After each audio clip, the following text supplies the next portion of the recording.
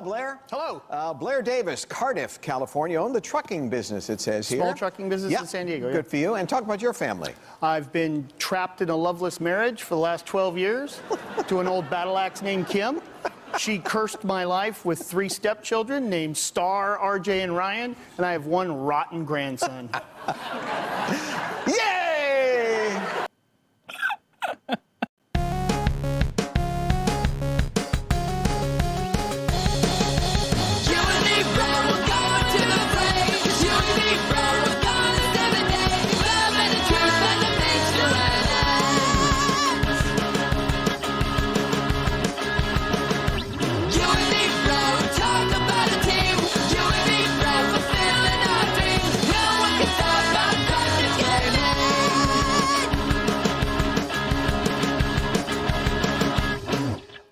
San Diego, California.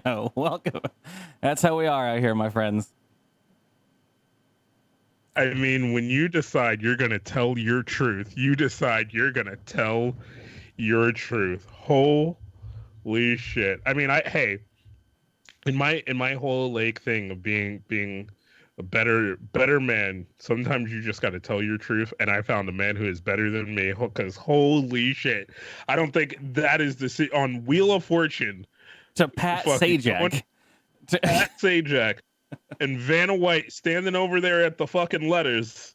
I don't think that would have been the moment I decided to tell my truth.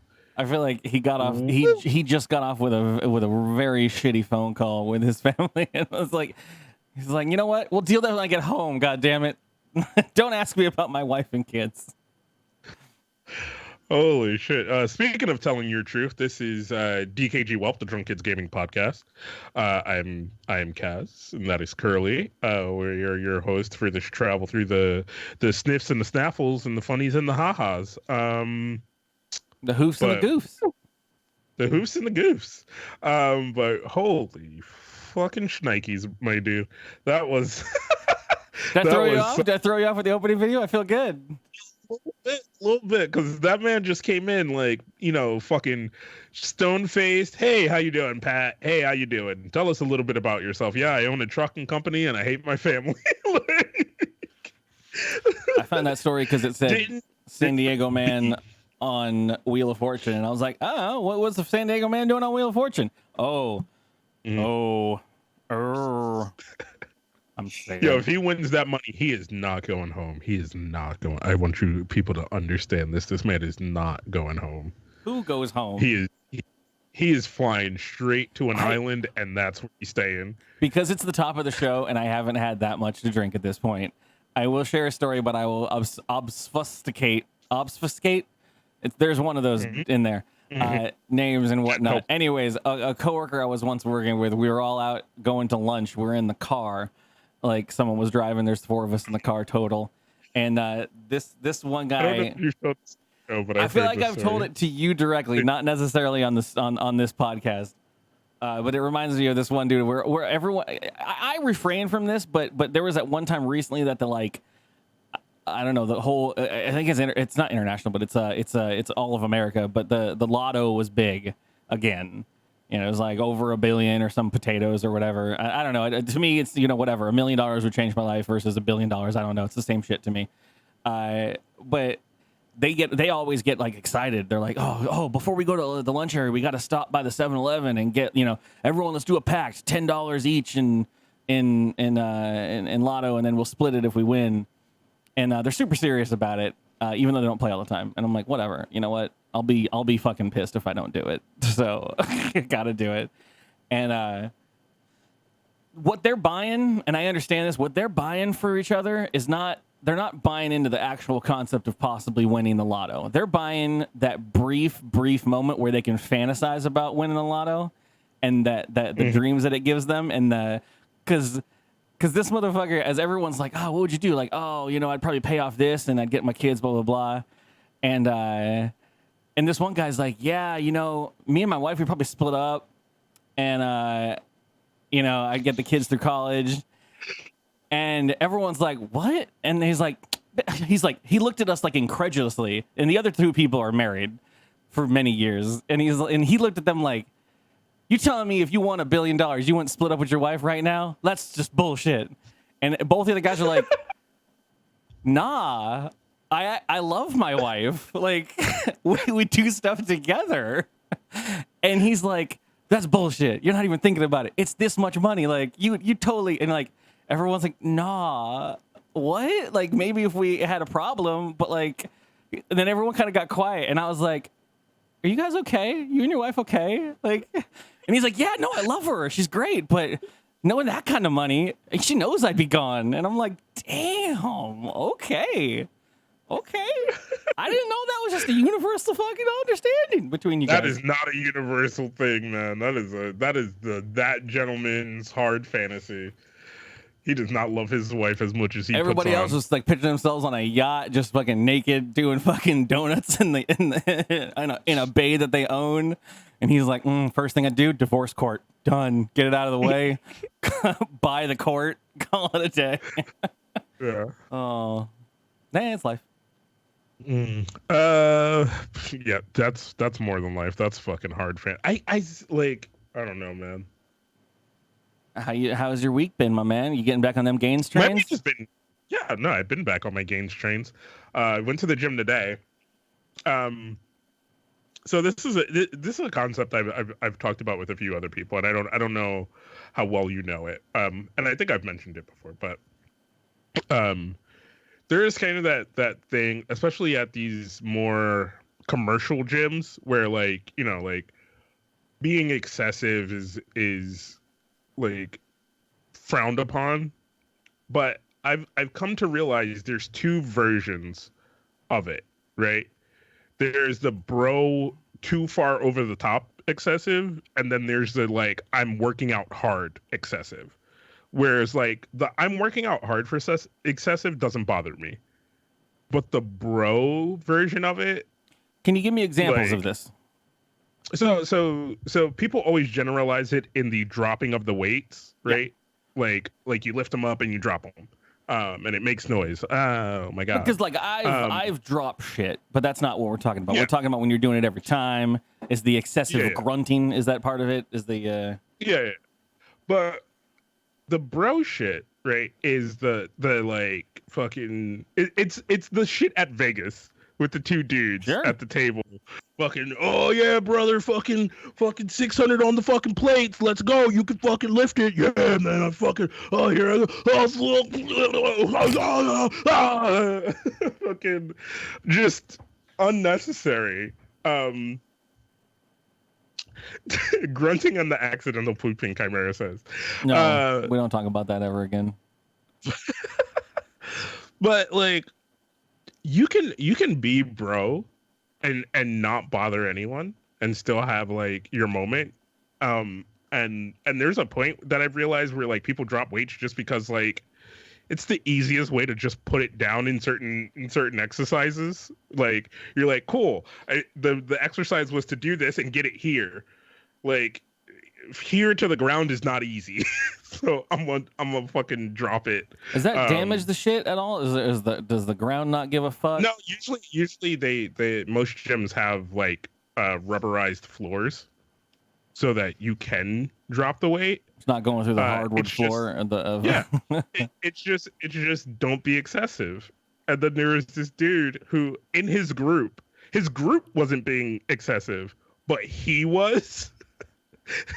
And like even they every so often were just looking around like, oh fuck, like is someone no one's gonna say anything? Okay, cool, I guess I gotta still work out with this dude. like they were looking for a save. They were just like, please, someone else be the hero we need. There was no one in that moderator group that wanted to take it up to talk to Josh. They're just like, damn it. You know what? He always acts up when we have to fucking speak to him about this. Hopefully someone at the gym is going to come in and intervene, and, you know, we'll just be like, sorry, it's the gym. It's not, you know, we'd like to be on your side, bro, but, you know, gym rules, you know what I'm saying? Yeah. And I just loved that moment because, like, they were over there, like they were just doing their shit. Like they had their phones. They're like, all right, let's do this one now. Like fucking, all right, load it up with this. Can you do that? Oh, no, I can do that. I'm fine. Yeah, okay, cool. And they just had this one fucking Leroy Jenkins in their group who's just like, fucking chest press, bro. Let's go. Fuck yeah, bro. Let's come on. Whoa, you got this, man. You got this. And they're just like,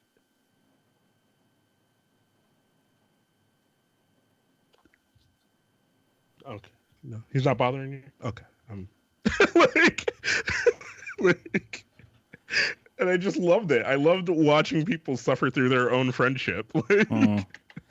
Like, no, that's your man's. Say something to your man. Before you guys, I had never paid any attention to any, like, there's a whole section of the gym that I've never even been over to. All the weights and all the free lift shit and all that stuff, and like there's a thing with just big old ropes that someone's just doing this fucking thing with, like making pasta and shit. Oh yeah, battle ropes. Yeah, they're and I'm like, yeah, there's no chance in hell I'm ever gonna walk up to that device and try to act like I know what I'm doing. I'll stick with the cardio bullshit. And the only guys that ever bothered me in that, I don't know if you hang out in the cardio world, but like there's always like, and it has nothing to do with weight. It has nothing to do with like being into your shit. I've seen people. There's always some guy every now and then that is just pounding feet on the fucking thing, and it's just and the whole machine and the whole building is shaking because he's just landing with the most intense fucking strides ever. I've seen people go 100 mile an hour. It's not even on the highest like setting. It's just he's just and you're like, what do you? Yeah. On the fucking machine, yeah. Yeah, it's not even kicked up to fucking speed yet. It's like still ramping up, and it's just. And I'm like, what is he doing? What is he doing? He's breaking his fucking ankles is what he's doing. And you can hear it through headphones. Your machine's fucking pounding. It takes you out of any runner's high you're in. And I'm just like, I hate that guy. I hate that guy so much. You hear him from across the gym. So he's my equivalent of a garbage gym rat. Ugh. Yeah, we'll do a gym podcast. I'll start going back to the gym. We'll do a gym podcast. It'll be great. Yeah, there's always something like there was a guy today, like, and you could tell it was like maybe his like kind of first time at a gym, because he's like just kind of going up to every machine and like kind of trying it out, like, and then he like gets up, looks at it. Yeah, all right, yeah. You hate me so much, my man. Like, and then he. What? If you haven't been to the gym before, I'll preface and say, at least the gyms I've been to at this point, the gym is the machine. At least the ones I've gone to, the machines always somewhere on them have like a bunch of like IKEA stickers that try to explain to you with the most universal language. Like, not just to spell, it doesn't always have like letters. It's just sometimes drawings, and they're all over the place. And there are times where there's every time. If I walk up to a machine and I am not intensely familiar with it, there's a good 20-minute process where I'm trying to pretend like I'm not doing it, but like I'll put my towel down, I'll put my headphones in, and I'm searching around this machine like, fucking, is it? Oh yeah. Oh, and then I'm like, oh, let me check a text, and I'm reading this diagram, trying to figure out which direction I'm supposed to sit on the damn device before I even begin finding out what I'm supposed to push or pull on. And it can be bad sometimes. And then that happens is someone super nice. Like I'll be like this on a machine, like elbows on it. I'm like, and someone just walks by like, yo, little man, sorry. Yeah, you want to turn around and then you want to do that. And I was like, I saw the picture. Look at the picture. It shows a man clearly sitting this way. It clearly shows the arms go this way. Okay, like come on. And I'm like, it's not my fault. And then they just walk away and they look really cool. Yeah. No, like it was that kind of situation. And he was just trying, and it was all cool. Like, but there was that moment where you kind of feared for that person's safety, and you're like, well, should I? Oh, look, you do it like that, you're gonna hurt yourself. Like just want to do this and then just kind of do like that. Like a lot of mine are like your feet aren't supposed to be there, or that's not even a muscle group you can work out. Like, what do you do? Yeah. It's just when you start to worry for someone's safety, and like me and one other dude are just looking at him like, oh, is he gonna hurt us? He gonna hurt us, so that dude. And then that dude looked at me, and I'm like, do we say something? And he's just like, he did the same thing that you said. He's just like, yo, hey, my man, you gotta turn around. and yeah, I'm sorry, I ain't mean to bother you. And we're just like, all right. You're like, no, I was just trying out a new thing. I just want to see, I do this every week. It's good, guys. Super good. Yeah. All right. But that's one other thing. So I ordered these new headphones. We talked about it in the pre-show today. I had this moment with Amazon today where What are they called? I'm fuck if I know, dude. They're on your head, dude. They're on my head. Point the side of the camera. They're these ones. So Okay. they were super cheap, right? They were like $20. I ordered them on Amazon with one other thing. They're in my cart. I'm like, cool, whatever, Prime 2-day shipping. But then Amazon hit me with that, hey, I could get that to you today. And I was like, You getting that now? I was like, Amazon, the last time I did a normal Prime 2-day order, it took you 4 days to get it to me. And the facility is 2 hours away. Like, there's a full ass Amazon facility here. And I'm like, so I know you lying. And then it tried to do that like to hype me up, like, oh, we can get that to you by 5. And then I sat there long enough, and then I was like, fuck it. You know what? It's free 1-day shipping. Go ahead. I'll see it tomorrow. It's fine. And then it was like, all right, cool. We'll get it by 9. like 9 p.m. at the latest, man. I'll be there. And it's like getting later and later in the day, and I haven't got that boop that like, oh, your shit's out for delivery. And I'm like, Ain't coming. Amazon. Ain't coming.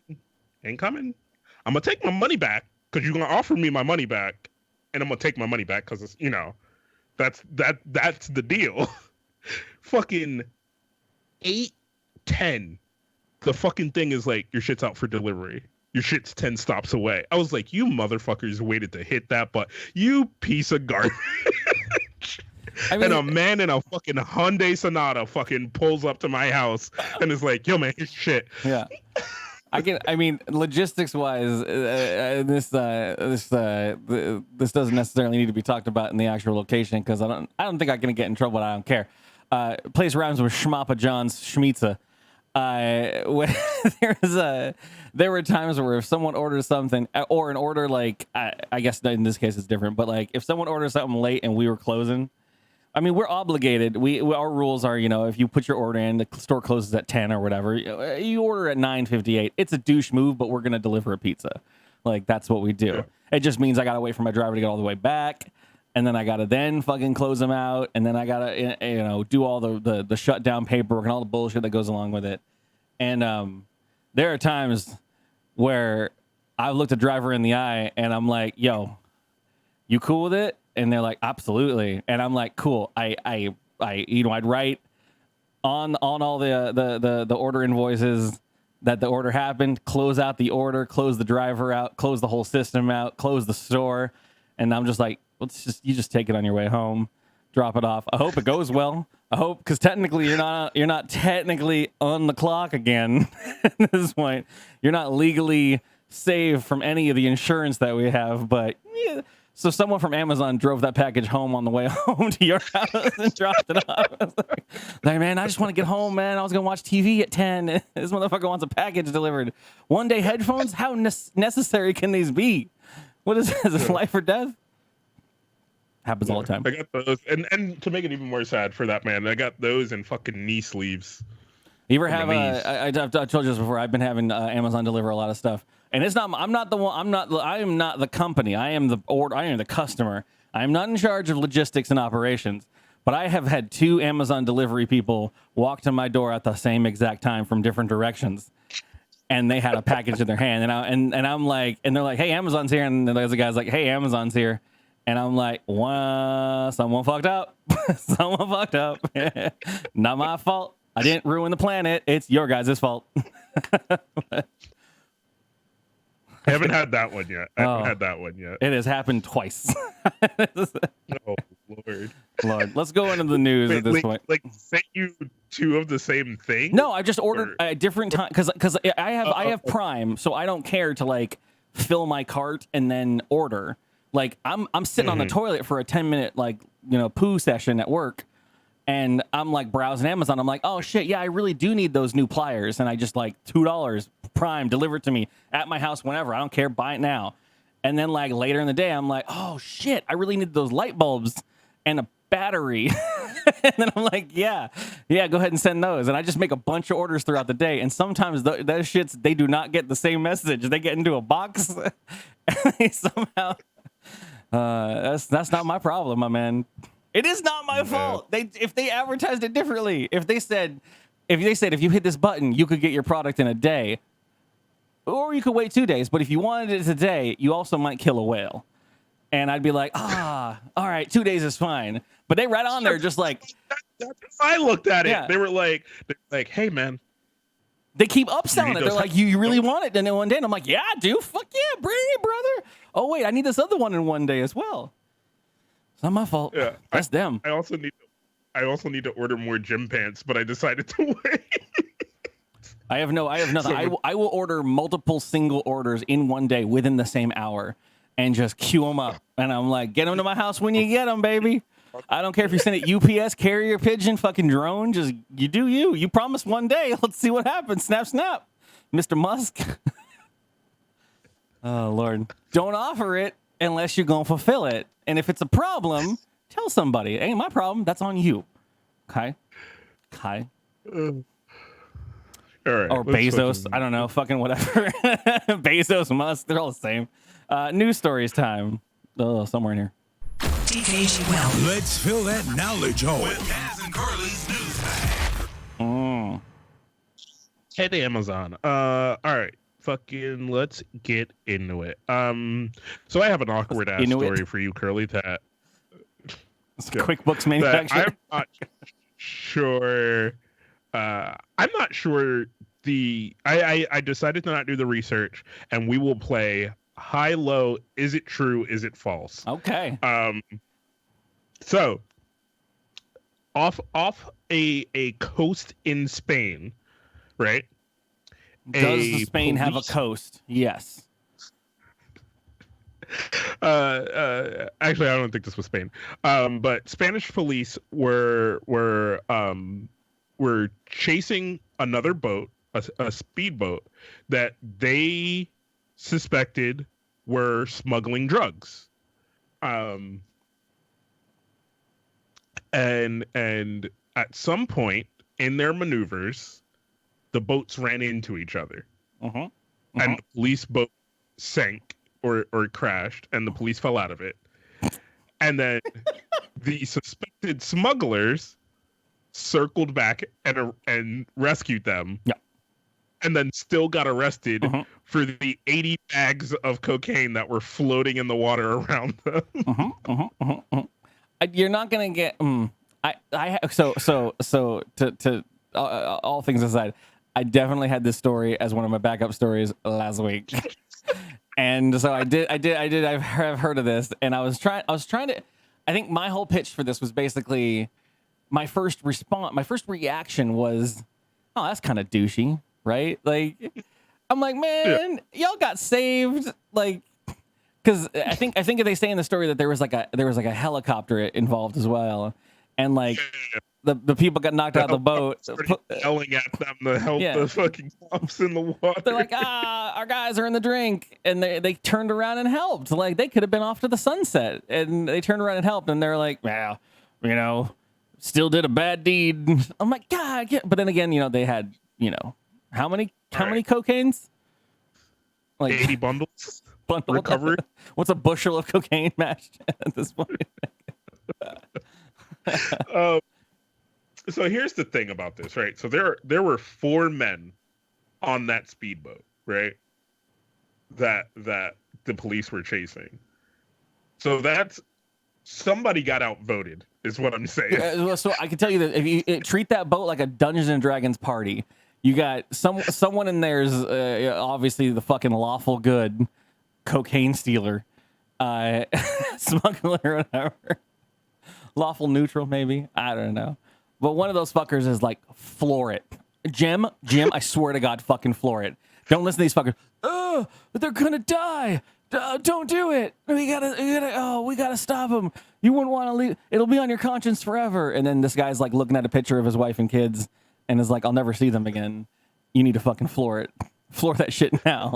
And he's just ripping open a bag of cocaine and just huffing it down his head and putting it up his butt. And it's just fucking pressing all of the... How many pedals are on a boat? I don't know. 3? All of them that are go pedals, he's probably pressing. Oh my God. Yeah, no, I think I'm on the fucking leave. I'm on the leave train. We're all leavers. Yeah. Fucking up. That's on them. They got a helicopter. Listen, they got rope probably. Listen, we did the crime already. They decided their portion of the arrangement that they're going to be cops. Okay, that's on them. Okay, if they fall in the drink because they crashed because they're trying to fishtail a boat, can you fishtail a boat? I actually don't know. Does that work the same way? Is that what the term came from? I have no idea where the term came from. When you spin a car out, when you touch it a little bit, and it wibbles and wobbles. It's called a hooba? A pit maneuver. Okay, I've heard fishtail. That's what I understand. It's known as. That's where you just rubbin's racing a boat. But anyways, that's on them. They made the decisions. They made the social contract with life. I'm out. I have no moral problems to stay out. And as Panda did say in the chat, at that point, any moral issues you have with leaving some people out in the drink that were trying to stop you, you got enough cocaine forever to forget every part of it. You'll never need to think about problems ever again. I mean, most of it was floating in the water at that point. Then no one knows that it wasn't cocaine, officer. That's shit's in. That's just that's a hard. That's not mine, right? I mean, like not. It's in the water. Fuck. Arrest the water. Is there a pot of dolphins swimming by? Like fucking. It's probably their shit. You don't know, man. One brick is enough forever. I don't know anything about cocaine. I don't know how much you can get through in a week. So arrest water. You don't know. It could have floated in from anywhere. My next news story is the story that I was going to this show when Panda was up on the show because I don't know. There's something about it that I thought he'd like. But since he's in the chat, we'll cover the story now. This is from October 6th from the New Zealand Herald. And this happened at a pet hotel where you can drop your pet off for a while there. They take care of it. Yeah. They got cameras and shit, so you can watch them on the cameras while you're on your vacation. You can check in with Mr. Snuggles, see how he's doing and everything. And fast forward to a couple who had this Russian blue cat. This male cat has been left needing a glucose drip in a pet hospital after it mated with over 5 females in one night.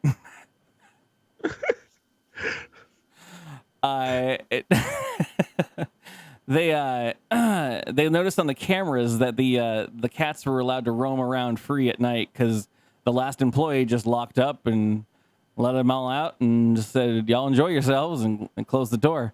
They were able to count at least 5 instances of coitus with this youngster during it on the not CCTV, but on the pet footage and whatnot. Between the hours of 10:40 p.m. and 5 a.m., My cat mated with 5 female cats, if not more. Those are the only ones I could see on the TV. They literally have the quote, "My fucking cat is exhausted and on a glucose drip." The pet hospital at the beginning had the nerve to be upset with the pet owner, saying it was their cat's fault, and they weren't going to do anything about it. The thing is, first of all, just this picture of this cat. If you didn't already think, as Panda is already, as expected, losing his shit in the chat. Look at this fucker, just recovering after a night of just pounding fur, I guess, or whatever cats are doing these days. The cool thing is, I mean, not cool thing, I guess, but there's a bunch of other cats that have now possibly litters of kittens. This cat is a purebred Russian blue, apparently, which they're I don't know what New Zealand. They sell for about a pedigree Russian blue can be worth anywhere between $680 to well over $2,000 each. And your final picture of my man here, my man's, just there's something I was just like, if Panda was reincarnated as a cat and just got his chance on the fucking for the Knight's Prowl, for the kid in a candy store, a cat in. Oh, I love him. Oh, my goodness. My man's doing work. Out there living your best life, man. That's what that's all about. Fucking got put in. Speaking of living your best life, Curly. Oh. You ever been hiking? No. No? I've been hiking, yeah. Yes. Yes, you fucking have. Yeah, I love hiking. Hiking's great. Got a couple mountains over here. So hiking can go one of two ways. It can be really just, walking a straight narrow path, or you can go for a little bit of an adventure. So there is this area in Colorado called Quandary Peak. Now, I did some research into this. People have died on this mountain. Okay, then we no longer we rope the mountain off. I've solved your problem. You rope the mountain off. People have what up there? Got thirsty? No, they died. Oh, I thought I'm not going up that mountain. Look, it's a mountain. White people can climb it. That's just what it is. Nope. If it's there, white people want to see what's up there. I turn around, go home, play Destiny. So there were some hikers heading up the trail, and they saw some people up near the peak. Did someone warn them that people die on this mountain? Yeah. I'm sure they know. But here's where that flip comes, right? They saw people up near the peak waving at them and yelling. So they assumed, oh my God, these people are in peril, and called the authorities, and the rescue units were sent out. And as they were going up, and some other people were coming down, they were just like, oh no, there's just some people up there waving and yelling at people, not in distress, just waving and saying hello as people walked by. So it was just a group of friends hanging out up on the mountain, just being polite to passersby. This is Colorado, I guess you said. Yeah, this was in Colorado, and because one of the people in this group were Canadian, they were just they were just polite Canadians. No, I mean, here. I refrained. I was gonna make the Canadian joke, and I thought it was too crass and stupid and on point, and of course they went with it. That's the news story. There's a couple good bits in here that I really enjoy, which the representative for the rescue party was obviously a very minor bit perturbed, but glad that no one was hurt.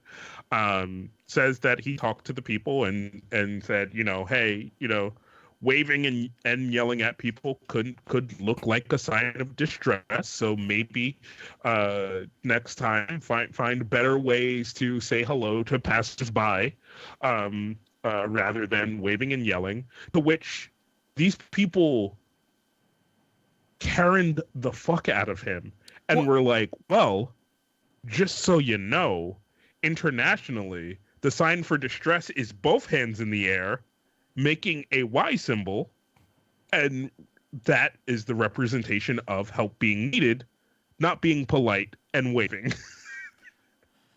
Was this like the Forest Service that was trying to like big dog these people, and they actually had the handbook on how to be safe out in the freaking in the forest?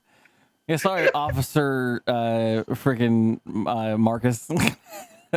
Can I see your license and registration of your forestry badge?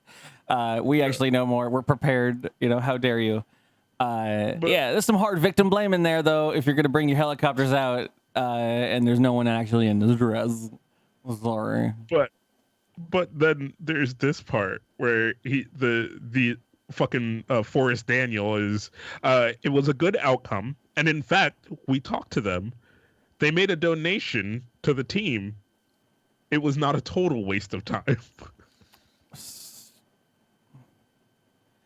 They got wrapped up in a shit show, and then got condescended on by fucking Duck the Forest Ranger, and then still made a donation to the cause. And they're Canadian. I read it as they got soft robbed after they corrected this.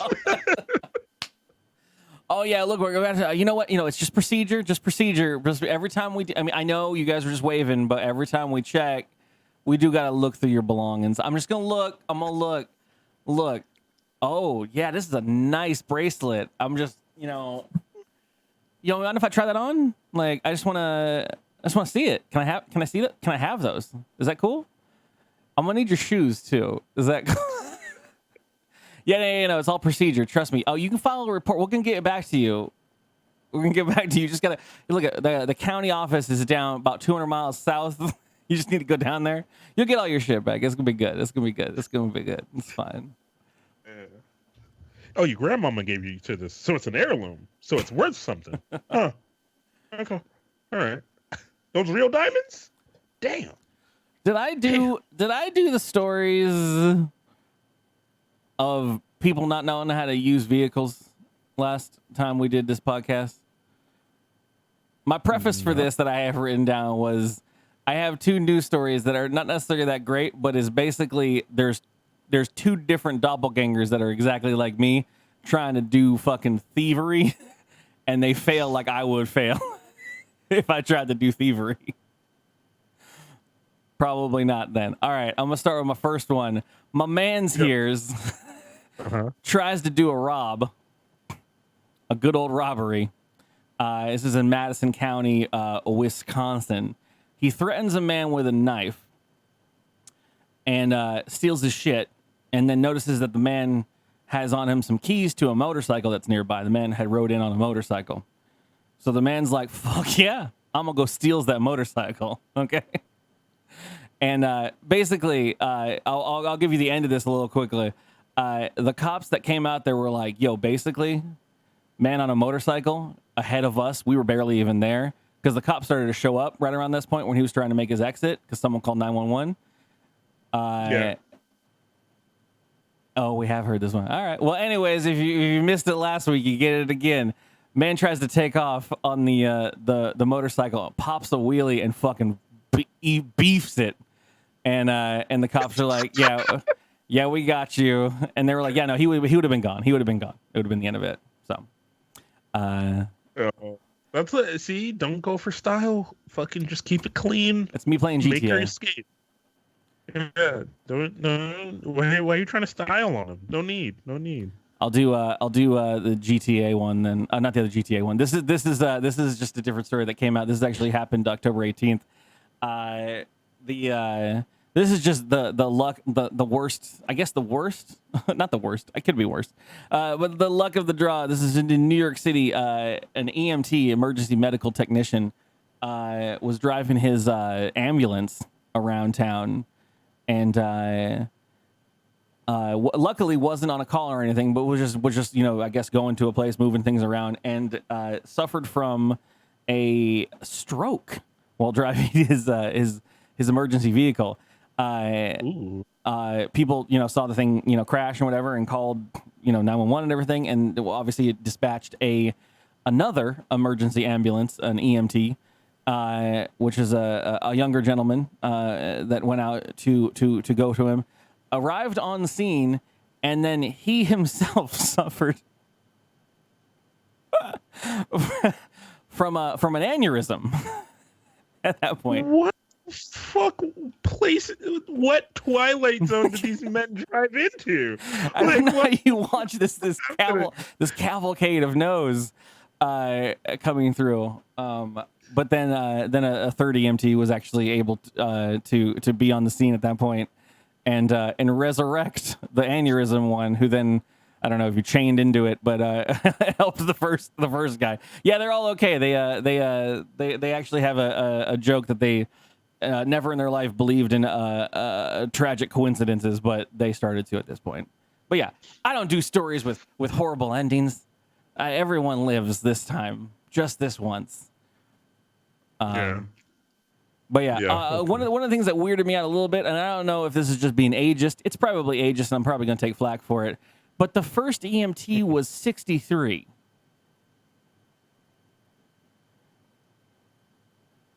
Is that, we cool with that? Okay.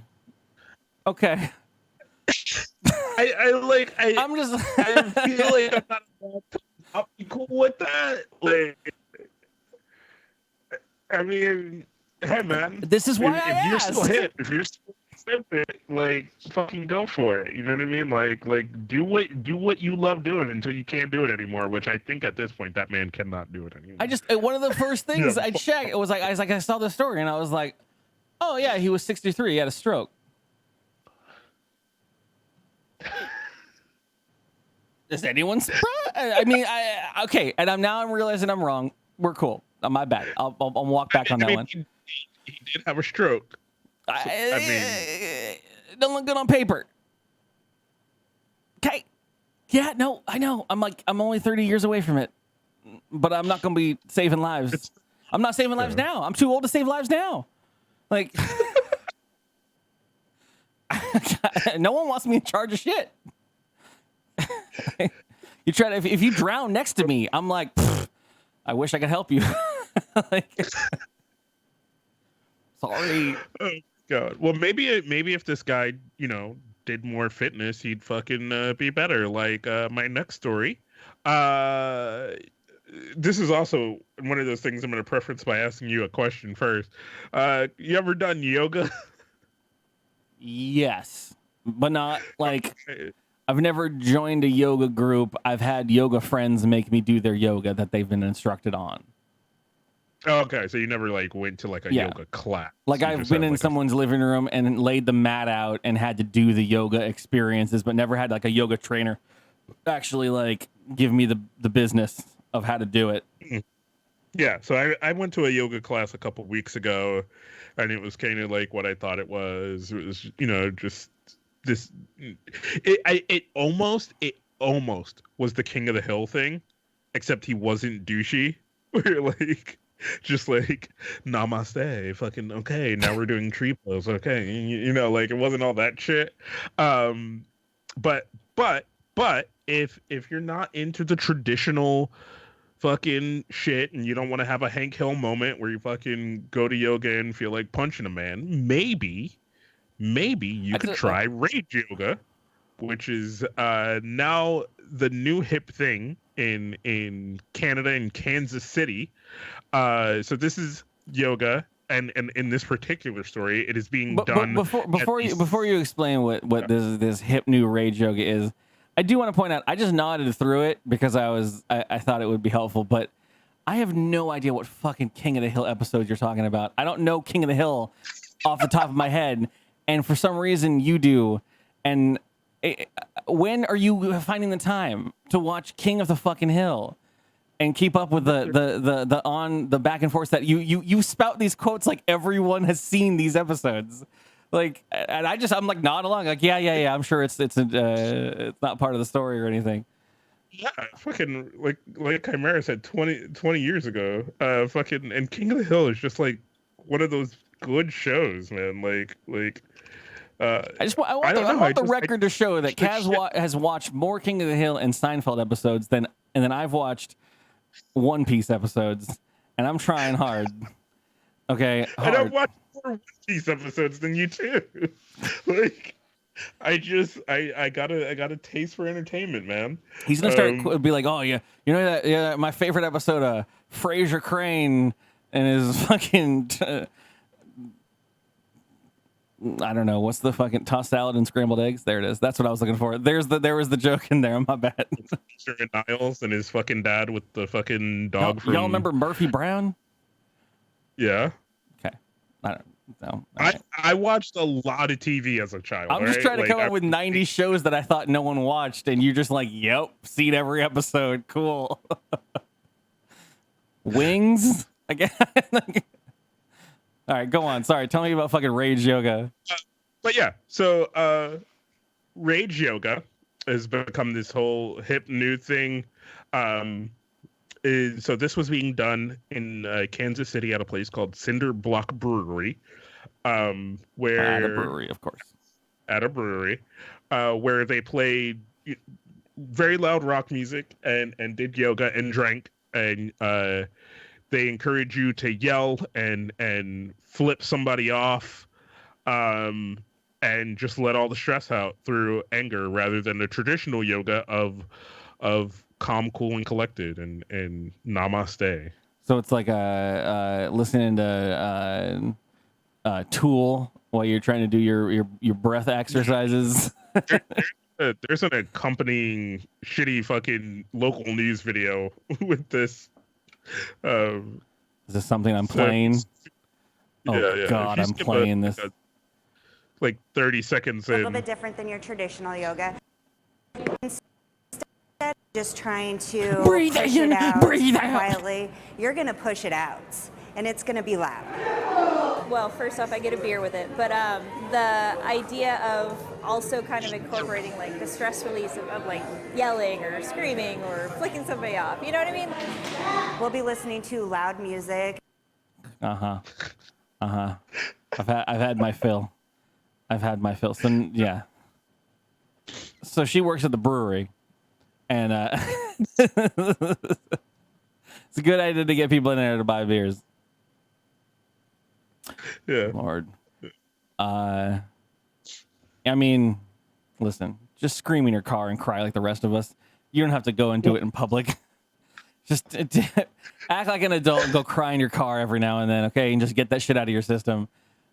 You don't got to make a whole class out of it at a brewery. Leave everybody else alone to drink their beer. There's also that other one. What is it? Goat yoga, where you do yoga with goats.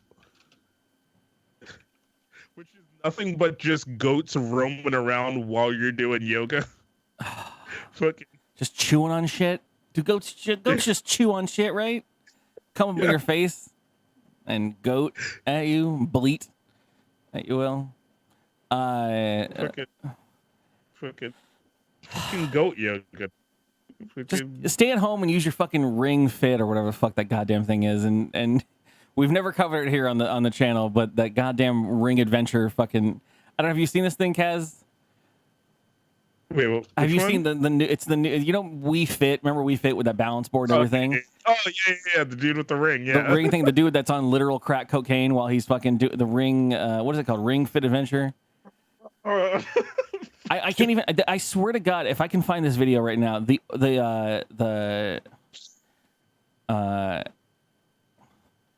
this dude. Oh, please tell me this has it. This dude. That's Dad. Help, Jesus! I'm gone forward. I've gone back. I'll let that play for a moment. This dude that's in this video that they actually put out on Nintendo's fucking channel. I swear to God, I thought this was going to be like a Devolver Digital breakdown. I thought it was going to be one of those things where it just gets dark and it's like a fake fucking ad. because someone showed this to me, and I was like, there's no way this is real. Look at this guy. Hey everyone! Last week we released this video. Look at this You gentleman. saw some people moving their bodies, doing some kind of activity.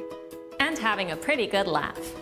Truthfully, they were playing a These- brand new adventure game What for a are these Nintendo actors? Switch. It's a bit different from what you would expect. It's an adventure game first and foremost, but you'll actually be moving your He is literally At Dexter. soul. He is Dexter. Ripped out. He is. Oh yeah, no. He's murdered people, and she's helped him hide the bodies. Like, I watched this and I was like, all right, this is like a Nina Struthers is gonna come out from Devolver Digital. She's gonna be like, he's literally got. If you look at zoom in, he has bloodshot red eyes. This is the Nintendo commercial. that's because he was driving that fucking speedboat full of cocaine. your body. You might even break a sweat while playing. It's called Ring Fit Adventure. When you think of an adventure, Look at the way he's looking at her, and there's this thing. He's like, it's like he's in his head. He's internally going, okay, what do I do to act human? What do I do to act human and normal? Human and normal. Do it. Big gestures. Let's go. Look. You know what? It surprisingly looks like he's about to do, and this is full on fucking gross, right? This is full on fucking like creep level to the max. It looks like he's about to just lean in and be like, Yeah, he's already taken a big whiff from this far away. Look at this maneuver. Where he's just like, dialogue ends. Adventure. when you think of an adventure, you probably picture a world in peril and enemies to battle as you work. Okay. He was about to lean in and fucking just. Oh, How do I zoom in? How do I zoom in on fucking OBS? I need this. I need zooms. I need zooms, baby. Watch this motherfucker's hands for this whole. I'm gonna just go back to the Ring Fit Adventure. No, or is it? Towards a goal. That Look at his hands, guys. world in peril and Watch enemies to battle as you work towards a goal. That's the core of an adventure game. So how will you That's that murder twitch, dude. This motherfucker. He's got the murder twitch. He's Dexter. I can't zoom out as quick as I can zoom in. Look at this snap. As you work towards a goal. That's the core of an adventure game. So how will you battle your enemies? Well, you can't go on a quest without cool gear. These are the ring con and leg strap accessories. And also, this is a real fucking product that Nintendo has decided that in the year of our Lord 2019 we're gonna do. It's so much coke before they wrote this. It Fucking Scarface level of fucking just put your face in it and fucking huff, dude. I just think open this. Good Just watch laugh. it again. I'm sorry, guys. Truthfully, Please. they were playing a brand new adventure game for a Nintendo Switch. Someone it's signed a bit off on different from this. what you would expect. It's an adventure game first and foremost, but you'll actually be moving your body. You might even break a sweat while playing. His eyes It's are called bloodshot Ring Fit red. Adventure. When you think of an adventure, Twitching. you probably picture a world in peril and enemies to battle as you work towards a goal. Be human. That's Be the core human. of an Be adventure game. human. Be So human. how will you battle your enemies? Classic Well, you murder can't go on a twitch, quest brother. without cool That is gear. the These classic are the ring definition. con and leg strap Stop accessories. murdering these people right now. Just insert the Nintendo Switch Yep, Joy-Con everyone's gonna do this. into the ring con and leg strap like this. Oh, you're gonna do Once it. they're in place, You're 100% your gonna. quest can begin. This is yeah. I'm this gonna game, fucking you won't be listen. pre- I'm gonna absolutely buy this product. Fuck you. That's not a part of this conversation. I'm gonna come over. I'm gonna try to fucking snap that ring, dude. I'm letting you know right now. I will give you the money, and then I'm gonna try to snap that ring. Like that is my only goal in life is to snap that ring. No, don't worry. It's got resistance for all Pressing levels. buttons on controllers to move and attack. This is it. This is literally what they expect you to do. Like Instead, you'll all right, use your whole body I've done to that explore the exercise in the world, middle battle- with like a fucking weighted plate at the gym, Uh-huh. like where you're holding it above your head and you squat. Like you want me to tell you? Let me ask you what you think is missing from that exercise. Instead, any you'll weight. Any resistance whatsoever for any of these exercises. you're completely going to bottom out and plateau at the effort level of 0. Like, yes, it's probably better than you doing literally nothing, but use your whole body to explore the world, no resistance battle levels. enemies, and reach the goal. See? You're This just isn't just holding anything. it. It's actually an electronic device that senses and reacts to your movements. It'll turn physical force it. into powerful attacks. I only fucked up because I hit my chair. Likewise, the leg strap will sense the movements of your lower body. Again, Whether that's you're better than super nothing. fit or it's your first We time fit, exercising baby. in a while, you can calibrate the Ring-Con to match your personal ability. That means Ring Fit Adventure can be enjoyed by players. Yeah, whereas the outside of the cocaine infused fucking hosts, my favorite is where they expect you. They show like family doing shit. Oh, it's Baby, this. give me a Bowser level kettlebell fucking shit. Oh, fucking Is to fucking move your out body. here, brother. It's a Fucking great So, way yeah, to get a fun, full body exercise. This is one But if you ring. want to cut right to the action, you can try more traditional exercise. It's easy to casually jump in and out of play. So I love that there's this concept of what Nintendo thinks the world is like. And what hold on. Did you see a tiny version of Drew in the corner?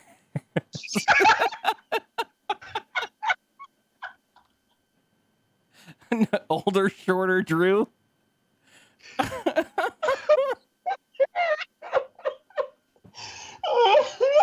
Sorry, audio listeners. Our good friend Drucifer is in this video we're watching. Also, I apologize for the entire segment that has just become this Nintendo Fit fucking anger rant that I've been holding in for probably a good month at this point. But what you're depicting here. Hold on. Just wait. I just want to go through this really quick, right?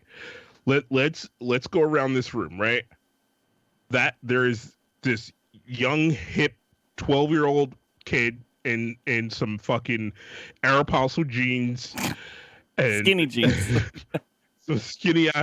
He had to paint those on. There's this white ass dad doing this Wii Fit shit. There are two people ambiguously behind him. And then there are their cousins who are of some. They're their other kids. Those are all other kids. Those are siblings. She is not old enough to have come from the loins of any of these other people in that room. That lady is older than everyone here. Chimera did it. He made me notice the giant, I think, where you put your sawed-off shotgun pocket. Sorry. That's the only thing that can go in that pocket. It's a sawed-off shotgun. It's so Those are his hunting pants, man. Because you know, he doesn't own anything but different sets of jeans. He don't own any other kind of pants. He owns work pants, around the house pants, and his hunting pants. This is insane. What? Fuck. This is what Nintendo thinks. I'm just, and my original joke is still standing. I don't think anyone is going to sit around. I mean, the Wii balance board, not obviously, but oddly enough, was a success. It was a fucking scale that you could stand on, and it would sense which direction you're moving, and you do hula hoops and shit, and people loved it. It's great. But like, I don't think anyone's going to sit in their living room, and not alone five other people, and watch one person do slightly resistant exercises at a time. Oh, I'm gonna buy it. I'm sorry, I am, and I'm gonna do it on the stupid stream, and I'm gonna hate it and probably love it. But these people. Everyone can enjoy a bit of fitness in different ways, like taking turns to compete for high scores against friends and family. What do you think? Get your daily fitness in while adventuring on your own, or get together with friends and family. We're and humans. Take turns playing We're normal that humans. Keep your body moving. That's all right. That's about all I have of that. Yeah, that's can't. We fitted our adventure through that. I just my favorite thing ever was I didn't know how I was going to be able to showcase, because I wanted to showcase this a couple whelps ago. this motherfucking beady-eyed fucking Dexter murderer. Yeah. And I was like, well, I mean, it's like a fucking 12-minute video. I'm not going to show the whole thing. Like, I was like, I needed a reason to go in, and that kind of let me, that you opened the door for me. Thank you very much. But yeah, Kaz, you want to go into into the game section? Yeah. We could do that. Okay.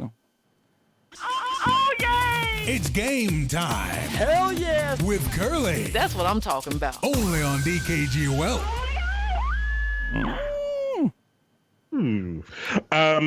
So originally I was gonna do like a Halloween themed podcast. I mean, not podcast, but a game. But that was dumb. And I decided Curly loves Zelda. He loves speedrunning Zelda. He loves all these things Zelda.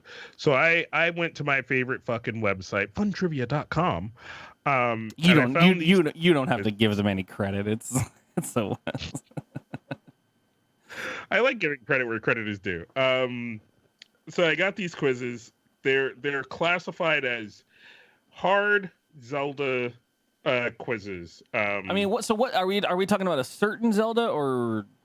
Yeah. So this first one is Zelda: A Link to the Past, and then the second one is Zelda 2: Adventures of Link. Okay, so both of them I know intimately. I will preface though. Usually I run the games and stuff, and every now and then I've left it open to Kaz. I did a D&D stream earlier today, and I was busy for most of the day, so I didn't have time to make a game. So Kaz graciously has set this up for us. So for those that have been listening for a long time, currently Kaz is the proctor, and I am the player. If that tickles your fancy. The more you brag, the worse you look. Or when I succeed, the better I'll look. At this point, Yeah. do you want to? Are you going to be clicking the stuff, and I can just listen to you? Well, no, you can do it because it's just clicking the things, and then you can get the thing at the end. But I'll still read the questions out, and then you can hum and haw. I'm so excited at this point. I'm just going to drink, and this is what I love about this portion of the show when Kaz does this, so I can just not have to do any work. But yeah, go ahead, click on the first link, and you can pull that up. This is the Link to the Past quiz. Yeah. Play along at home, kids. I'm going to beat you. Yeah, here I'll give everybody the link, and you can tell us your scores at the end once Curly is done with his. And I love this site because the proctors always give like how difficult it is. So out of 552 people who have tried this, the average score is 5 out of 10. Difficulty tough. So people only 50-50 this. 50-50 on the people that play. Okay. Yeah, so they only get half of the questions. I'm trying to see if when this quiz was done makes any difference for anything as to how your brain works, but I don't see like a date on it. So we'll just go through it. All right.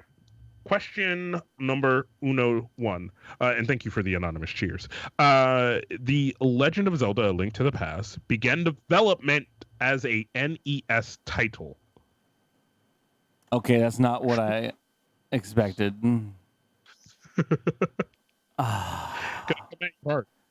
Well, so shit. Okay, so time-wise, Zelda 1 and Zelda 2 were odd successes. They weren't expected to be anything. Obviously, they were the first of their kind at that time. This is technically the third title, and it's very iconically Super Nintendo. I mean, it set the bar for what that Super Nintendo can do.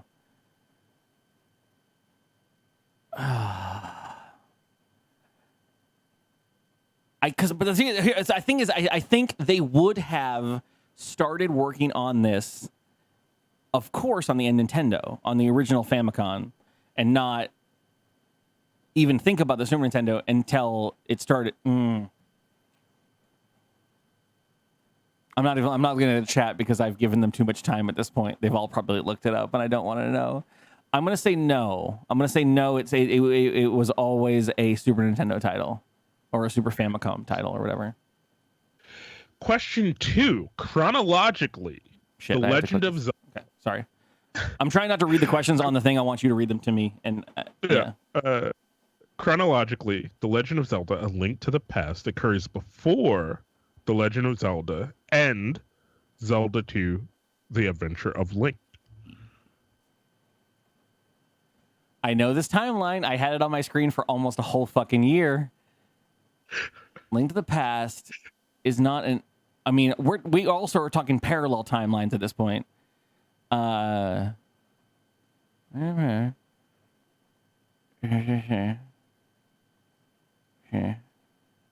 Yes, it appears before. Sorry, is it before? Chronologically occurs before Legend of Zelda. Yeah, Legend of Zelda and Legend of Zelda Adventures of Link occur pretty late in the timeline on the furthest left branch of the parallel universe is created by Ocarina of Time. I sound like a fucking idiot, and I love this. I'm going to say true. Truly. What following statement is not true of The Legend of Zelda: A Link to the Past? Oh, God. All right. This was the first Zelda game to not come in a gold manufactured cart. This game introduced multi-level dungeons. This was the first Zelda game to introduce the now standard Zelda logo.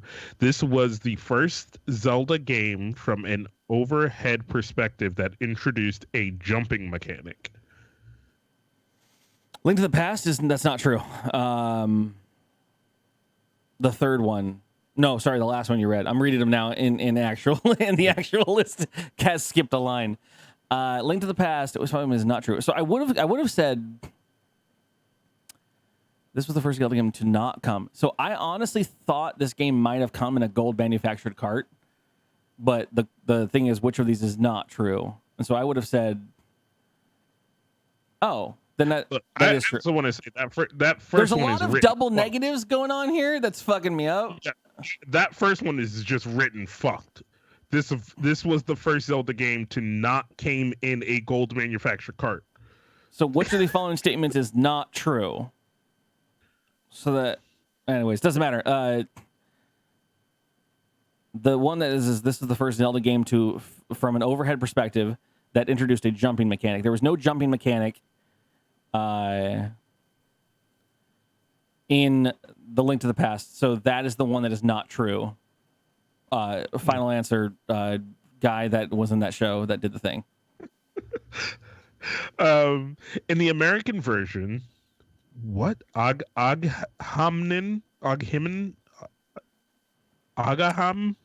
You're doing it right. No one knows the name. Agahahanan. Ganon's alter ego is a wizard. What is he in the Japanese version? Elder, sage, priest, wise man. Oof. Hold on. Before you go there, I had to check it. I want you. If you thought Aganim, as what I always say, because I remember if I this is applied for my entire life.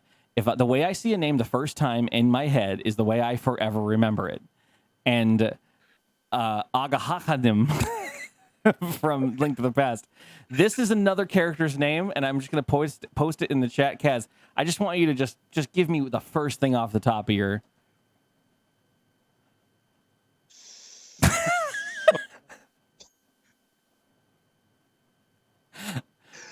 Sahara. He's been called everything from sassafras. Saharasol. So this day and age, I call him Sahasrahala. Sahasrahala? Sahasrala. Sassy. We call him Sassy. All right. That's fucking... Yeah, that's another one. I was a 7-year-old curly trying to figure that one out. It was terrible. I lost the quiz. I don't know where it is. Did I actually close the quiz? There's no way I closed the quiz. Nope, I didn't close the quiz. I don't know where it went. Come on, I closed the quiz. Where's the quiz? Oh, there it is. I found it. In the American version, I got him. Again, his alter ego is a wizard. What is he? The Japanese version. elder, sage, priest, or a wise This is a fucking toss the fuck up. I'm trying to think of Japanese culture. Sage seems right. I'm gonna say sage. Going with that Naruto knowledge. Okay, let's go. Just seems like they would say sage because I feel like I've heard sage is in many of the Japanese games or the Zelda games. Yeah. All right, here we go. Question 5, or halfway through. The Legend of Zelda: A Link to the Past is the longest Zelda game released between 1986 and 2009 in terms of dungeons. How many dungeons are there? Hold on. I don't even need a multiple choice. 3, 7, 10. Counting Ganon's dungeon, 11. Final answer. Pat 11? Sajak. All right. All right. I see the options are 10, 12, 11, or 13. So whatever. 11. And that's if they're counting Ganon's. All right. Mario, question number 6. Mario makes a cameo in the game in what form? Mario makes a very small cameo in the game's ending. Mario is referenced in some dialogue. Mario appears in some pictures on walls. There is an NPC whose sprite is clearly modeled after Mario. That last one was from Link's Awakening, not from this one. Mario appears in pictures on the wall is from Ocarina of Time. Mario makes a small cameo in the game's ending only if you don't get killed ever. Oh, no. That's also in Link's Awakening. Shit. It has to be referenced in some dialogue, but I don't know what dialogue. But that's the only one that makes sense. I don't think he appears in any pictures on the walls. The NPC whose sprite is clearly modeled after Mario is Link's Awakening, and Mario makes a small cameo in the game's ending is in Wind Waker, not Wind Waker, in Link's Awakening, where if you don't get killed at the end, a little floating Mario, I think, floats around the screen. Yep, reference in some dialogue apparently.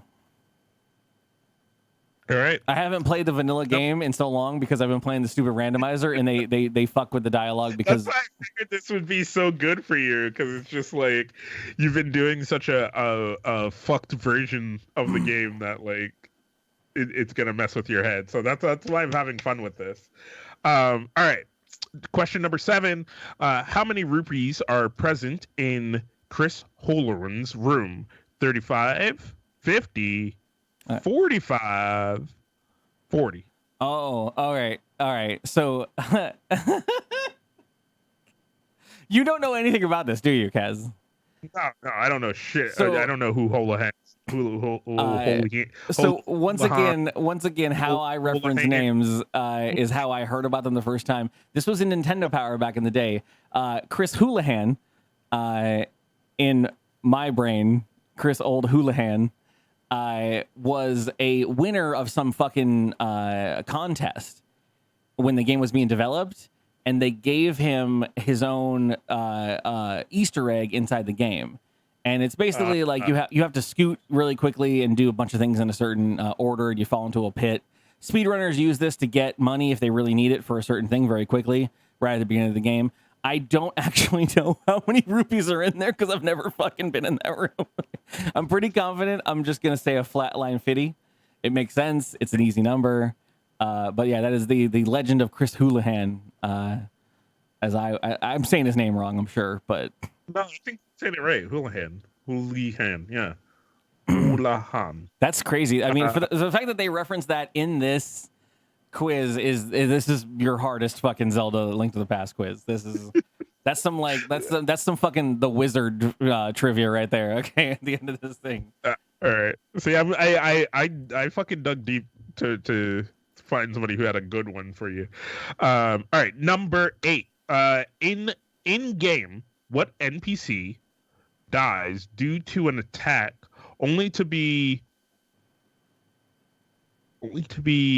revealed. What? Only revealed restored to life in the game's ending sequence. So what NPC allegedly dies but is actually alive at the end of the game? Agahan, Flute Boy, Loyal Sage, King of Hyrule. I think in the opening of the game, in the opening cinematic of the game, I think the king is killed. But then in the ending scene, the king is back. So old King Hyrule? Because Flute Boy doesn't die to an attack. I don't know Loyal Sage. I'm assuming that's Sahasrara. And Agana isn't shown as being revived. So King of Hyrule. All right, let's go with the old King of Hyrule. KOH. Number 9. The Mad Batter is a bat demon imprisoned in a magic fountain. What item must Link use to free the Mad Batter from his prison? Your fucking magic powder, bro. Done. Done, son. Magic powder on the board. Last question. The mask that the Helmsara King wears can be damaged by bombs. And what other item? The hammer.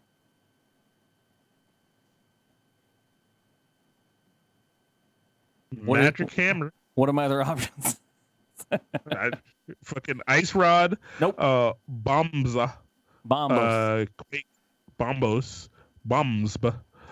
Fire rod and magic hammer. Yep, it's hammer. That's the speed run strat, yo. Again, checking currently. I hate to scroll all to the bottom. Oh. Ooh.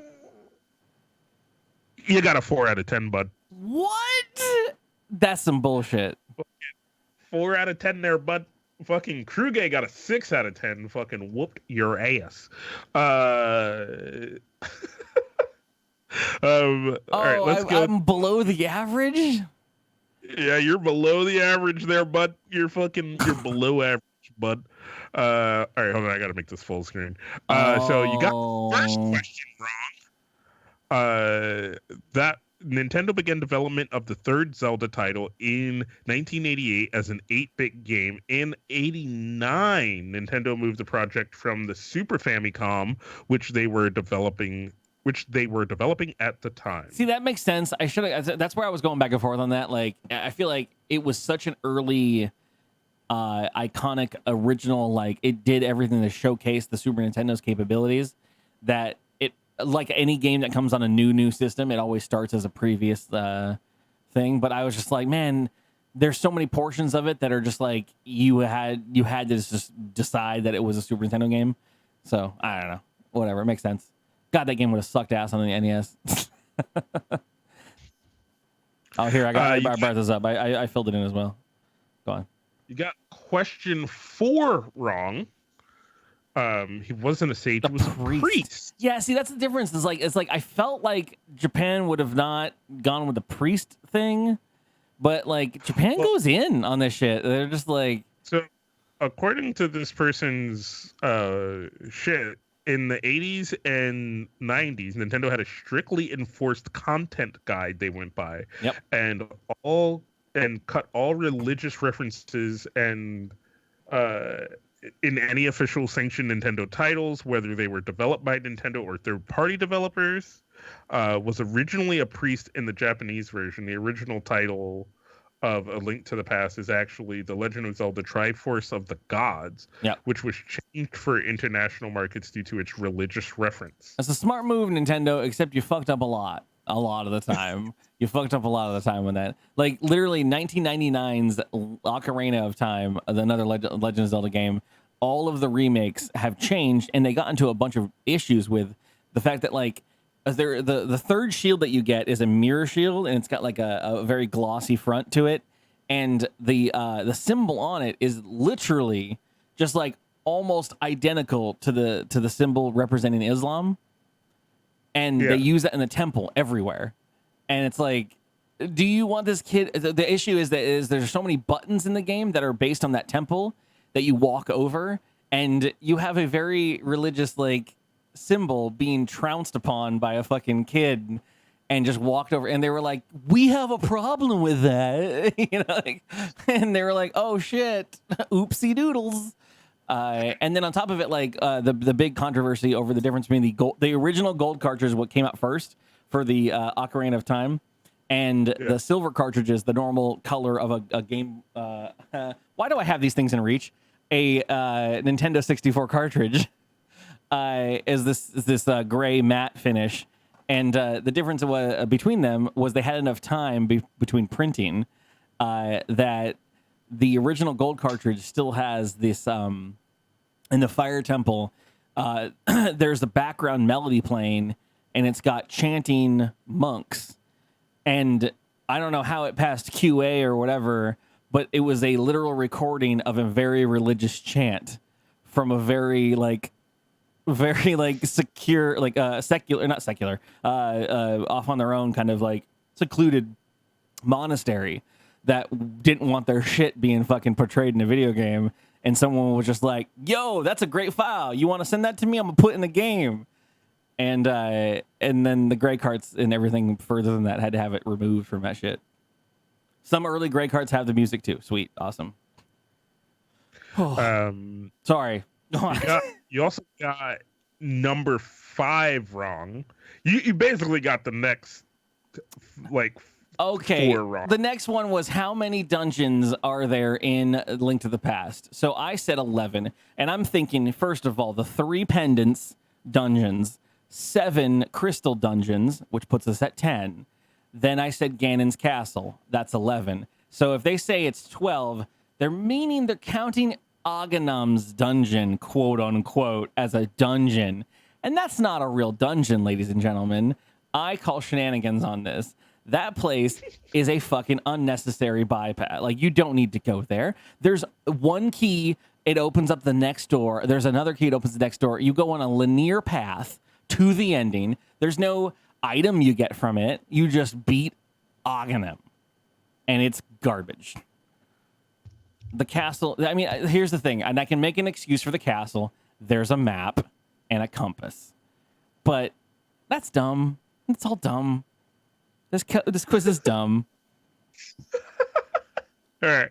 You also got number 6 wrong. You said Mario is referenced in dialogue. The correct answer is Mario appears in some pictures on the wall. Mario appears in paintings throughout Hyrule. If you pull on the paintings, rupees will come out. Mario appears in Majora's Mask. This is just getting into other shit that we don't care about. But in this one, it is the paintings on the wall.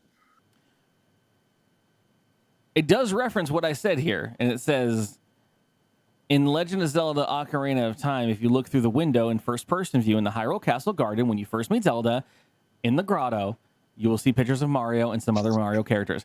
That is what I was referencing, and that is real. And this is literally in here. And apparently that was added by some fucking thing. Drew, roll the tape back. The other thing, Mario appears in paintings. I'm sure he does. I went with the fact that he's already in pictures in a different game, so why make a question that says that? Because whatever. Mario does appear as a mask in the Masked Salesman's backpack. That's fine. I don't care. I don't know where in this game. It still doesn't tell me that where Mario is in the game. That shows that he's in this. But I don't know. Maybe I haven't seen him, so fuck him. These are all dumb. Oh, Chris Houlihan room. Yeah. I told you I didn't know the fucking number of rupees. Why 45? Why not 50? Why? That one was wrong. And then your final one that I got wrong. What is the NPC dies due to an attack can only be restored to life in the game's ending sequence. A loyal sage. The loyal sage appears. Oops. Loyal sage appears early in the game where Link leaves Princess Zelda to stay in the sanctuary. I love Curly racking his fucking brain about these things. It's just the greatest. It's see, yeah, I never see that scene because I play this game on fucking speedrun mode and they have ripped it out of the game. Yeah, no, that makes sense. Flute Boy's a lost boy. He never actually comes back. He turns into a tree. Yeah. All right. I mean, so Lance Extreme, the quizzes are kind of separated, and I just started reading them by like what I could kind of figure out from the way the questions are structured, what Curly could answer easily, as opposed to what he would have to like rack his brain about. And this one, like by its classification, was set to hard. And as I read through it, I was like, oh, these aren't just like straight up and down, like no, they're deep. easy. They're deep fucking digs, and I appreciate it. Yeah, so that's why I went with this person's set of quizzes as opposed to somebody's who just went with like gameplay story stuff, because Curly would be able to figure those out a lot quicker. Apparently, some of these I didn't play the original game enough times to realize that this is the thing. They even say it in this last one, like the king only is shown in the final scene. So I've seen that king a million times, and I'm like, why did he allow everything to happen? And I'm like, he probably died in the opening sequence that I never watched. And I know the Flute Boy's a fucking tree, and Aghanim is dead. Whatever. And also, apparently, that shows that Sage is. I thought I was really strong on the Sage answer for what they called the guy, because they wrote the loyal Sage later, and I'm like, they're using Sage twice. Fuck yeah! Like I can win this. I can win this round. Oh Lord, Kaz, do you think we have time for the other one that you have, or it's up to you. We could always save it, because it's made by the same person, so it kind of has that same level of like of roofness to it. But I mean, yeah, let's do it. Fuck it. All right, I'm down. Here's in a bucket. Fuck it. So this is the second quiz that I got, designed by the same person. Burn also Zelda about at the same time. This one is Zelda 2, Adventure of Link. And funnily enough, both of these have part 2s to them, both of those quizzes. Because this motherfucker went on a run making these quizzes. So, but yeah, let's fucking get into it. Chat, here's a link so you can also play. I have a fear on this one now that I've been fucked on my favorite one. This is one of my self-proclaimed favorite titles. This is the one of the least played Zeldas outside of of the main Zeldas, the ones that are not on like a fucking CDI or whatever bullshit. These are the ones that are on the fucking timeline and shit. I love this Zelda so much. Beat it here on stream during the Zeldathon. Bring it to me. Bring it to me. Feed me those questions. So only this one's only been played 240 times, and it says it's average, just like the original game. And most people get 6 out of 10 on this. So let's see how it goes for you. All right, question number 1. Zelda 2, The Adventure of a Link, is the only game in the series to feature side-scrolling sequences. False. Big old false on that one. It was the first to implement it, but Link's Awakening has side-scrolling moments, and they're a beckoning back to the... that's Zelda 4, by the way. Link's Awakening. We just played it. 2, Nintendo released both 8-bit Zelda titles in Japan before they released The Legend of Zelda internationally. Zelda. Shit, fuck. Nintendo's weird about this. Sometimes they don't, and sometimes they do. They released both 8-bit Zelda titles, so this one and the previous one, in Japan before they released. I don't think that's... I mean, how long before? Like a day? Because, Zelda 1 was 1985, the year I was born. I have an affinity to it. The cartridge said my birthday. I played it as a baby, and speedrun that shit, Roxy. Roxy went through. I'm gonna say released both in Japan. I mean, technically, and if they say, I swear to God, if they say it's one day, I'm gonna be pissed. But I'm gonna say true. They released both of them. Oh wait. So this is saying they released both the first two before releasing the first one internationally. That's a different question. I'm gonna say false. All right. I'm gonna false it up. Okay. I read that, or I heard that one wrong. All right. Question number 3. In the Hold on. I'm just now reading chat because I was avoiding it. You did say Zelda. You're literally my grandfather who said idea. Look, man, there's shit I know, there's shit I don't know, and this is shit I don't know. All right. This is a fucking deep one. I need to concentrate. In the 6th issue of Nintendo Power, Major... Don't make those faces, dude. Some of these ones? Yeah, some of those ones. You might have it. It's a May-June from 1989. You got that one in there? I had it. I probably had it. Nintendo Power had their first annual Nestor Award. Zelda 2: The Adventure of Link captured the honor of winning the best overall video game of 1988. What other Nestor Award did the game win in that same issue? Best character, best play control, best challenge, best ending. Curtis, you're so young. I was 3, or 2 technically. Is May June. Yes, May June 1999. So best they gave Zelda 2 a fucking best of overall.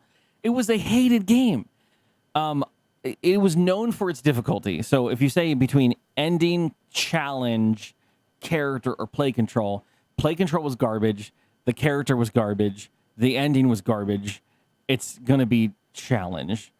This game was known for its fucking difficulty. I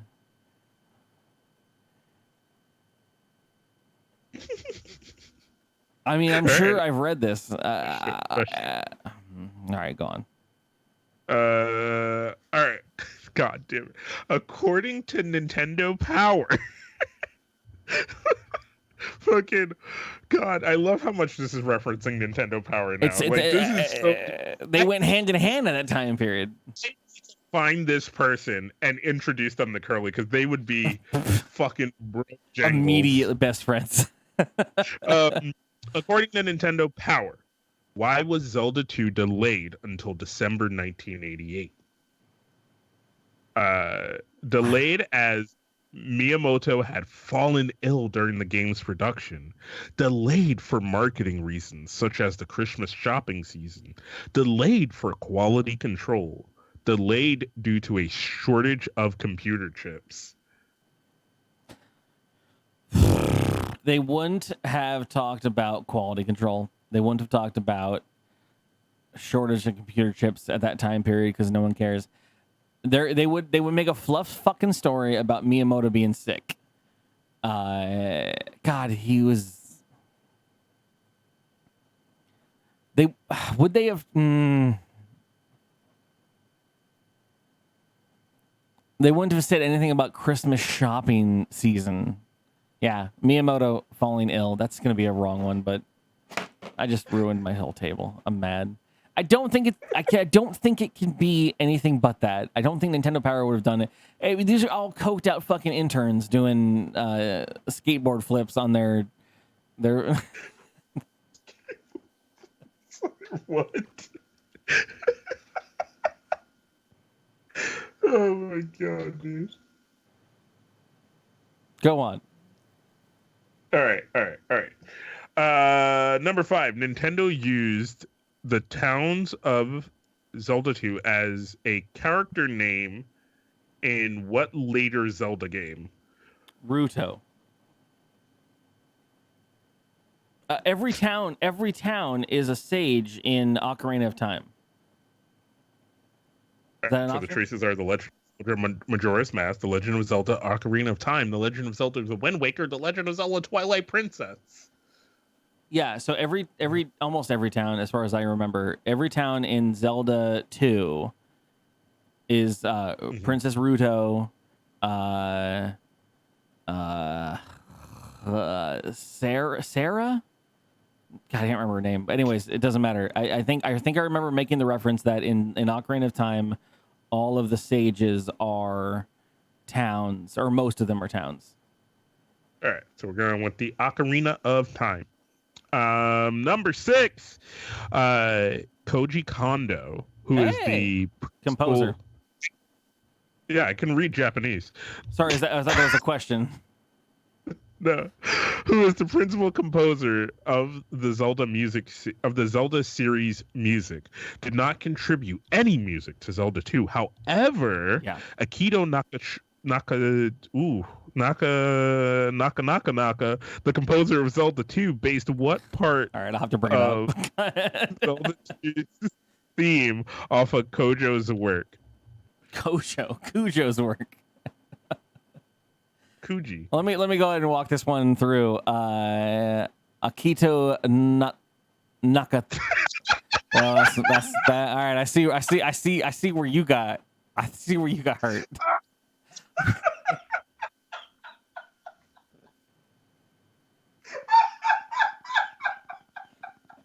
I found out who hurt you. Nakatsuka.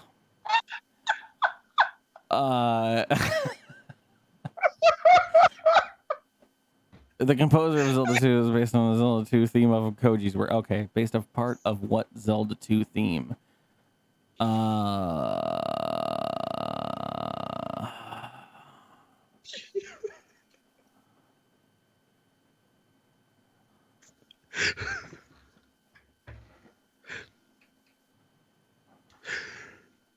It's only funnier because he got it wrong too. I'm just saying. I'm gonna say he took. All right, the overworld theme, Great Palace theme, dungeon theme, town theme. The big Koji Kondo work of the original Zelda was the overworld theme. The dungeon themes are great, but I don't think they. I think the overworld theme would have inspired Mr. The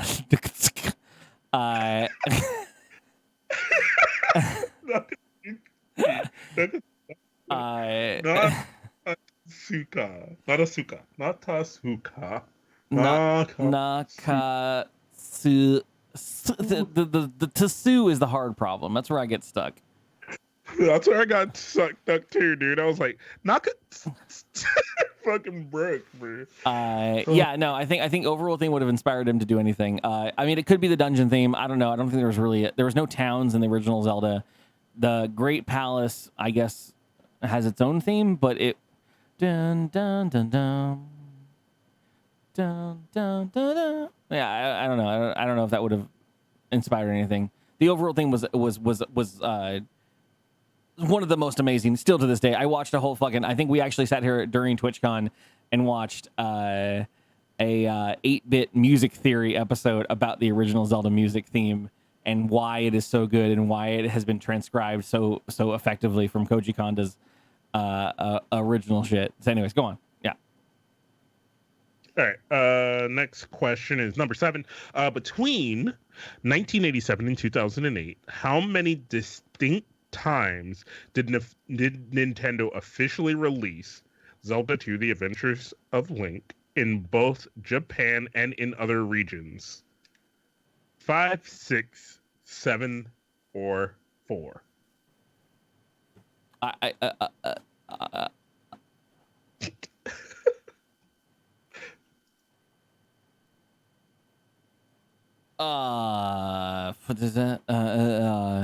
Let's just count systems that it would have been on with DLC. Released the Wii Shop. So, how many distinct times Nintendo officially released? So, officially releasing considers the first one. So, 1, 2, Wii U, 2008. Oh fuck! What? 2000 Obama? That's how I know the year. That's the only reason I know the year. I'm trying to reference where I was at the time. 3. That's not an answer. Fuck. 4. Okay. We're going with 4. I feel like I feel like that's wrong, but that's what you're going with. We're locked in at 4. Reading question 8.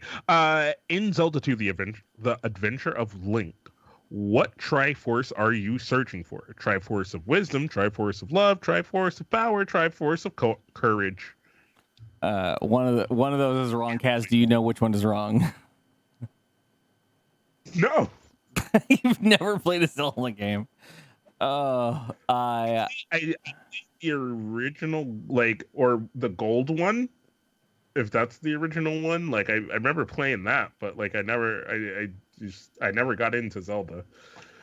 So in the first Zelda,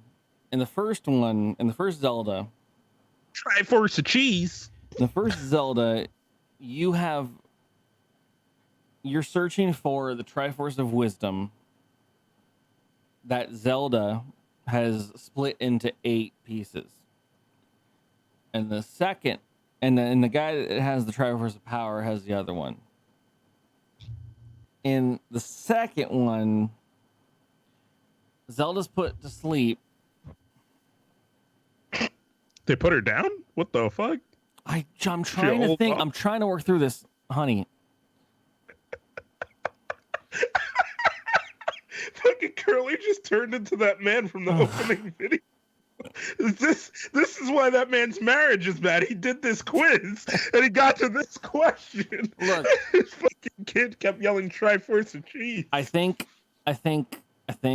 Link at the start has the Triforce of Courage because he's the same Link from the first Zelda game. Zelda is asleep. She's been put down by Look at old ass dog. By the Triforce of Power wielding. But I don't. Okay, so at the end of the game, you fight your fucking shadow to fight a fucking ghost of a fucking garbage guy, who I think has the Triforce of Power. And I don't know why I want to say it's the Triforce of Wisdom, but I think it's the Triforce of Power because he has it and he makes a giant. They're still trying to resurrect Ganon. He's not actually resurrected in that game. So it's the Triforce of Power. But my brain is fucking muddled. I don't care. Triforce of Power. Yeah. All right. Two more questions, and we're done with this. Zelda 2: The Adventure of Link features a dungeon boss not found in the Famicom Disk System version of the game entitled The Legend of Zelda 2: Rinko No Buken. What is that enemy? Well, I mean, at this point, you're out of my fucking wheelhouse at this point. I'm sorry. Horse head, helmet head, Guma Barba. I need to see how these are spelt. Sorry, I gotta bring it up again. Rinko No Buken. Now, Horsehead is I think literally in the manual as a fucking boss. His name is Horsehead. Barba sounds real. Guma is close to what they call the spider guy. Helmet head. I mean, you do fight a guy. You fight a guy with a horse head, and you fight a guy with a helmet head. Like, he has a helmet on his head, and you pop it off, and that's all his claim to fame ever is that you popped his fucking helmet off. So I'm gonna go with. Damn, Barba sounds familiar. Guma or Barma? Guma. I'm going Guma. Number 10. Link must rescue the same Zelda that appeared in the original Legend of Zelda game. This is an argumentative conversation we can have right now about which is what and who is where. And are you rescuing her? No. Yes. I mean, you're rescuing her. I would say. I say you're not rescuing her, but yeah, that's what the game is going to do. The Zelda that is in the original Zelda game, in my opinion, timeline-wise, is the same Zelda, but she's been put to sleep in the kingdom, and you're the same Link. But that is a topic to be discussed on Reddit, not here. So you're saying true? That's a true. Truly's. Let's see what those answers are, ladies and gentlemen. All right. Fuck, I have to scroll to the bottom. I hate this. This is the only part I hate about this. Fucking funtrivia.com. You fix this and I will love you forever, man. I'll fucking sing your praises from the mountaintops if you fix the fact that I have to scroll to the fucking bottom every time. Ooh. Brother, you got a 4 out of 10 again. You keep doing this. You got a 4 out of 10 last time. This is just teaching me that I don't like it when Kaz gets to start the games. I don't like this at all. The last quizzes I gave you, you fucking 10 out of 10 them, brother. Let's see what I fucked up. All right, starting from the top, you fucked up number 2. That answer was false. What many players do not realize about the Zelda games in Japan, the Zelda games in Japan had both The Legend of Zelda and The Legend of Zelda 2, Rinko No Buken. Okay, can we not go Rinko No Buken every fucking 5 minutes? I'm not fucking doing this. Okay, how am I supposed to know about Rinko No fucking Buken? Before the original game was ever released internationally, The Legend of Zelda was a launch title for the Famicom Disk System, released on February 21st, 1986. And in 1987, Nintendo released the sequel, Legend of Zelda 2. This earlier version of Zelda 2 had several minor cosmetic differences with graphics and sound, and one major difference, how the leveling up worked. You also got question. What's up? No. I expected. I didn't expect a year difference, but it also, I mean, that time in my memory was muddled because I was 3. So suck my ass. 3 and also 2. All right. Question 3. You got best. You said best challenge. It was best character. Zelda 2 picked up 2 awards on the first annual Nintendo Power Awards, originally named the Nestor Awards. The game won Best Overall Title of 1988 and also won the best character category.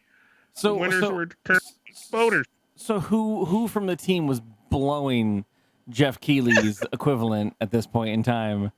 You win a category for of the year, by the way, for best character. You're in a game where your character has never spoken a word, does nothing but have 4 different sprite animations, and wander around like an aimless idiot. Like, where? The best character is because it's Link, but it's only because you have this mythos built around him. Fuck you, Nestor Awards. Yeah. Here are some of the other fucking winners from that time. Best graphics and sound, Castlevania 2. Simon's Curse. Okay. Best challenge was The Legend of Zelda. So I mean, because it was beatable. The second game wasn't beatable. So challenge. I mean, best theme or fun. Super Mario Brothers 2. Best player control, Super Mario Brothers 2. Best character, Zelda 2, The Adventures of Link. Best ending, Super Mario Brothers 2. Best player versus player, Blades of Steel. Best overall, Zelda 2, The Adventures of Link. Yeah. Once again, Nintendo Power at this time was literally just interns just doing kick flips and coke. And that was all their day was. And they're just like, yeah, I don't fucking care, bro. Pick whatever game. Oh my god! All right, you also got question 4 wrong. You said it was delayed as Miyamoto had fallen ill during the game. That's wrong. It was delayed due to a shortage of computer chips. The one that everybody said I should pick. nearly 2 years before it was released in America, and 6 months even before The Legend of Zelda was released, Nintendo ran into a shortage of computer chips, delayed the North American release date, according to the early issue of Nintendo Power. We go back to the Nintendo Power, the one Nintendo Power that this man owns, who wrote this quiz. And it also appears in the June-July issue of Nintendo Fan Club on page. Motherfucker referenced the page number. He's got a works cited page at the end of this quiz. He's got to fill out. Well done, dude. 90% of my personality is built off of Nintendo Power magazines through my youth. Okay, so I understand where this man's coming from. What else did you get wrong? All right, you got 7 wrong. You said 4. It was 6. So 1987, the Famicom disk system. 88 as the gold cartridge. 92 released the second time on NES as the classic series. I didn't count gold cartridges as separate, and those are that. Yeah. 03, the game was included on the GameCube. GameCube. And on the GameCube portion of the disc that featured The Legend of Zelda, Legend of Zelda 2, The Adventures of Link Awakening, Legend of Zelda, The Ocarina of Time, blah, blah, blah. In 04, Nintendo released the game on the Game Boy Advanced as part of the Nintendo Classic Series as well. The 6th and final time was on the Wii's Virtual Console. So I got Wii Virtual Console, original release. I said Obama at some point. That's what it is. I went with 3, and then I said 4 because that was not an option. 3 wasn't an option. But I forgot that the Game Boy Advance had those classic cartridges, those little bad boys. And then I also didn't think of the gold cartridge as a secondary release. All right. You also got 8 wrong. You said the Triforce of Power. The correct answer was the Triforce of Courage. This is the one that hurts me the most because I don't think that's true.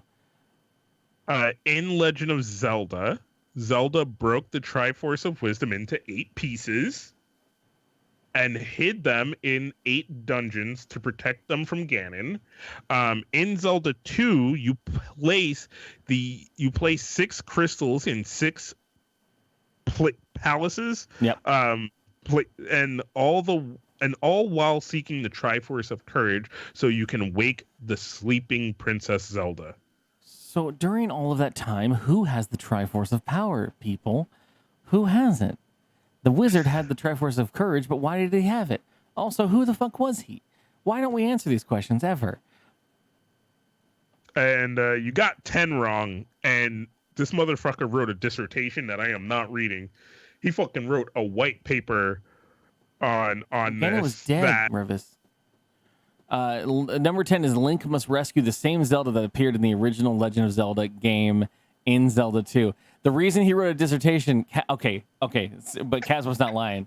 This is the start of the question, and this is where it went. Did I not say during this question that this is a fucking hotly debated topic?